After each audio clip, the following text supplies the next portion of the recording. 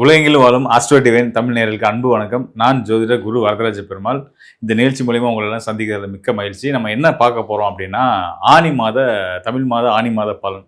இந்த ஆனி மாதம் உங்களுடைய ஒவ்வொரு ராசிகளுக்கும் என்ன மாதிரியான பலன்களை கொடுக்க போறாங்க அப்படின்றத பார்க்க போறோம்.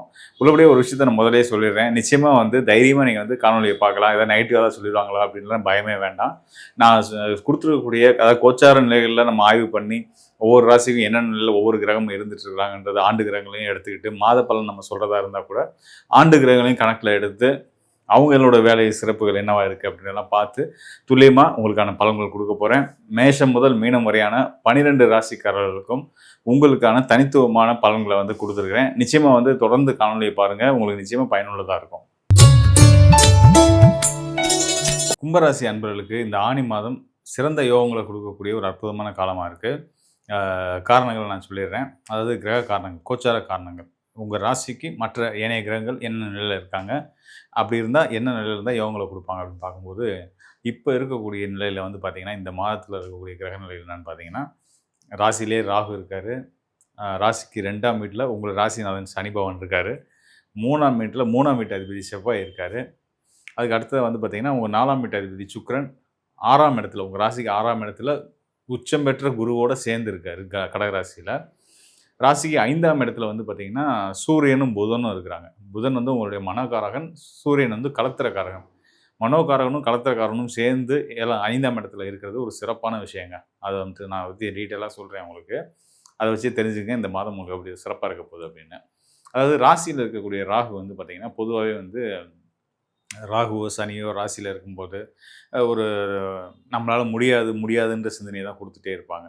நம்மளை காலம் தள்ளி போட வைப்பாங்க. ஏன்னா 2 பேரும் லேசி பிளானட்ஸ், சனியும் ராகுவும் லேசி பிளானட்ஸ் இல்லையா? ஸோ அப்படிப்பட்ட இருக்கக்கூடிய நிலையில் பார்த்திங்கன்னா ராகுவே ராசியில் உட்காந்துருக்குன்ற போது சரி பார்ப்போம், நாளைக்கு பார்ப்போமே, இப்போவா செய்யணும் அப்படின்ற ஒரு மனச்சோர்வை கொடுத்து, உடல் சோர்வை கொடுத்து, காரிய தடைகளை கொடுத்துட்ருப்பாங்க. இதெல்லாம் இது நாள் வரைக்கும். இனிமேல் அப்படி இருக்க போகிறதில்ல. காரணம் என்னென்னா, ராசிக்கு 3ஆம் இடத்துல தைரியஸ்தானம், வீரியஸ்தானம் சொல்லக்கூடிய 3ஆம் இடத்துல முயற்சி ஸ்தானம், உங்கள் ஆசை விருப்பங்கள்னு சொல்லக்கூடிய ஸ்தானத்தில் செவ்வாய் இருக்கார். செவ்வாய் நெருப்பு மாதிரி அவங்கள சுண்டி வேலை வாங்கிடும். எண்ணங்கள் இருந்தாலும் செய்யணுன்ற எண்ணங்கள் எல்லாத்துக்குமே இருக்கும். நம்ம காலதாமதம் இல்லாமல் உடனுக்குடனே வேலையை செஞ்சு முடிக்கணும் எல்லாம் நினைப்போம். ஆனால் இந்த ராகு இருக்கிறதுனால செய்ய விடாது இல்லையா? அந்த ராகுடைய தன்மையை தடுத்து உங்களை சுறுசுறுப்பாக இயங்க வைக்கிற நிலைக்கு செவ்வாய் வந்துட்டார். ஸோ செவ்வாய் உங்கள் மைண்டு சொல்லிகிட்டு இருக்கும் போது அந்த வேலையை முடியும், அந்த வேலையை முடியும், வேலையை முடியும்னு சொல்லிட்டு இருக்கு. ஏன்னா மேசராசின்றது தலைப்பகுதி. அங்கே உட்காந்துருக்க செவ்வாய் பொறுப்புகளை சொல்லக்கூடியவர். பொறுப்புகளை வச்சுக்கிட்டு நீ எப்படி சும்மா இருக்கலாம், வேலை செய்யுங்க உங்களை ப்ரெஷர் பண்ணி வேலையை செய்ய வச்சுருவார். அதனாலேயே உங்களுக்கு பல நல்லது நடக்க போகுது. அது ஒரு சிறப்பு. செவ்வாயால் அப்படி ஒரு சிறப்பான யோகம் இருக்குது. அது மட்டும் இல்லை, செவ்வாய் உங்கள் தொழில் ஸ்தானத்துக்கு அதிபதி அவர் தான். இந்த தொழில் ஸ்தானத்து அதிபதியாக அவர் மேச ராசியில் 3ஆம் இடத்துல, உங்கள் ராசிக்கு 3ஆம் இடத்துல அமரும் பட்சத்தில் நீங்கள் உங்களோட கடமைகளை உங்களுக்கு வலியுறுத்தி சொல்லிக்கிட்டே ஒவ்வொரு நிமிஷமும் உங்களுக்கு சொல்லிகிட்டே இருந்து அதை செய்ய வச்சு அதன் மூலிமா உங்களுக்கு நல்ல பேரும் புகழும் காசும் பணமும் கிடைக்கிறதுக்கான வாய்ப்புகளை ஏற்படுத்தி கொடுக்க போகிறாரு. இன்னொன்று விஷயம் சொல்லிடுறேன். ராகு ராசியில் இருந்து அந்த மனச்சோர்வெல்லாம் கொடுப்பாங்க, மனக்குழப்பத்தை கொடுப்பாருன்னு சொன்னேன் இல்லையா? இந்த மாதம் அப்படி இருக்க போகிறதில்ல. காரணம் என்னென்னா, இந்த ராகு உங்கள் ராசிக்கு 5ஆம் இடத்துல ராகுவோட தொடர்பு பட்டு சூரியனும் புதனும் இருக்கிறாங்க. அப்படின்னும்போது எந்த வழியிலலாம் நம்ம சம்பாதிக்கலாம் அப்படின்னு எல்லா வாய்ப்புகளையுமே தேடக்கூடிய ஒரு மனநிலைக்கு உங்களை கொண்டு போயிடும். அதாவது கமிட்மெண்ட் செவ்வாய் ஆட்சி பலம் பெறுறது ஒரு வகையில் கமிட்மெண்ட்ஸ் அதிகமாகும், கடன் சுமைகள் கூடும், அதெல்லாம் இருக்குது தான்.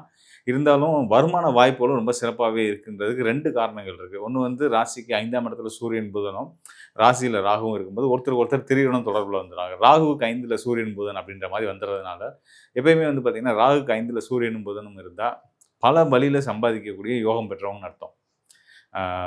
சூரியன் ராகுக்கு 9ஆம் இடத்துல தான் வரக்கூடாது, 5ஆம் இடத்துல வரலாம். ஏன்னா சூரியனுக்கு ராகுக்கு 9ஆம் இடத்துல சூரியன் வந்தால் சூரியனுக்கு ராகுவோட பார்வை இருக்கும். அந்த பார்வை சூரியனை பாதிக்கும். சூரியன் சம்பாத்தியக்காரகன், கௌரவம், செல்வாக்கு, மதிப்பு, மரியாதைலாம் சொல்லக்கூடிய. அப்போ இதெல்லாம் டேமேஜ் ஆகும் 9ஆம் இடத்துல இருந்தால். ராகுவுக்கு 9ஆம் இடத்துல சூரியன் இருந்தால்.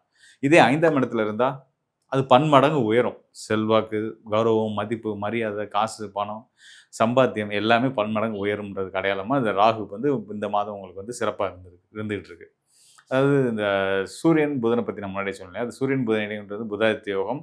இதில் ஒரு சிறப்பு இருக்குது. கும்பராசிக்காரர்களுக்கு மிதுன ராசியில் புதாதித்ய யோகம் அமைகிறது அப்படின்றது பார்த்திங்கன்னா, மனம் விரும்பின விஷயம் எதுவாயினும் அதை அடையக்கூடிய யோகத்தை கொடுப்பாங்கன்னு அர்த்தம். ஏன்னு கேட்டிங்கன்னா, மிதுன ராசின்றது நம்மளுடைய கும்பராசிக்காரருக்கு மனோஸ்தானம்னு சொல்லக்கூடிய 5ஆம் இடம்.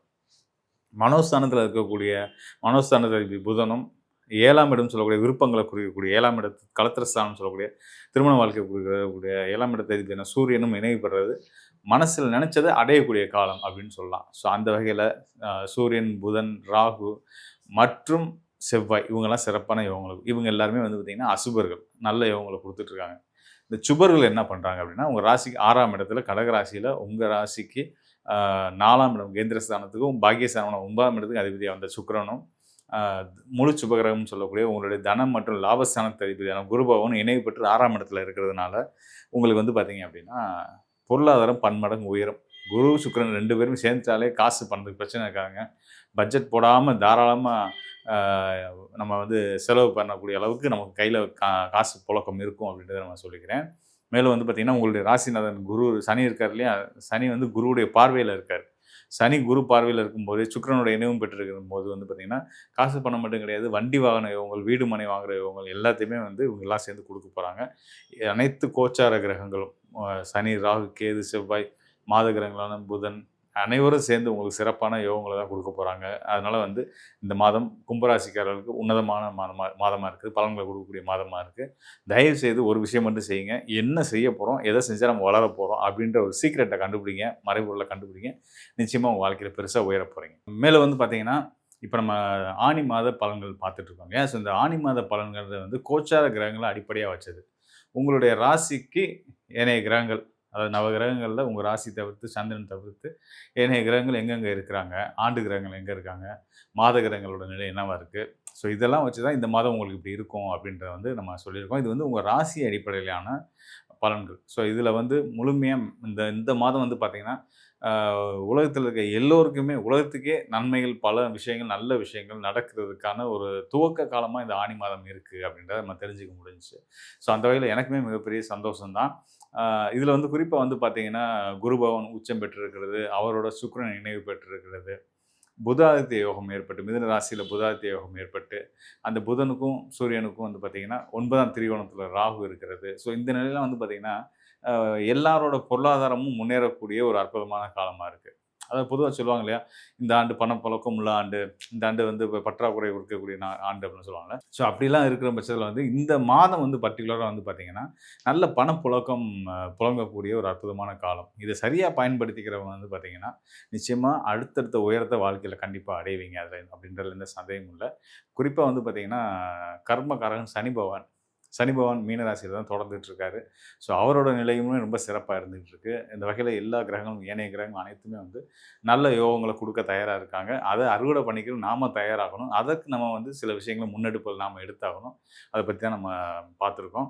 மேலும் வந்து பார்த்தீங்கன்னா, இப்ப நம்ம கோச்சார அடிப்படையில பார்த்தத தாண்டி, உங்களுடைய இன்னும் துல்லியமான சரியான பலன்களுக்கு சுயஜாதக ஆய்வு கண்டிப்பான முறையில அவசியங்க. அத நம்ம வந்து தவிர்க்கவே முடியாது. ஒவ்வொருடைய தனிப்பட்ட ஜாதகத்திலயும் உங்களுடைய ராசிநாதன் யாரு? உங்களுடைய லக்ன நாதன் யாரு? அ உங்களுடைய ராசி நிக்கக்கூடிய நட்சத்திராதிபதி யாரு? உங்க லக்னம் நிக்கக்கூடிய நட்சத்திராதிபதி யாரு? இப்போ உங்களுக்கு உங்களோட சுய ஜாதகத்துல உங்களுக்கு நடந்துட்டு இருக்கக்கூடிய தசாபுத்தி என்னவா இருக்கு? தசாபுத்தி உங்களுக்கு யோகமா இருக்கா? அந்த தசாபுத்தி கிரகங்கள் வந்து உங்களுக்கு சாதகமா இருக்கா? பாதகமா இருக்கா? இப்படி பல விஷயங்கள் இருக்கு. இது எல்லாத்தையும் எடுத்து தான் வந்து நம்ம வந்து உங்களுக்கான இன்னும் துல்லியமான பலன்கள குடுக்கணும், குடுக்கவும் முடியும்.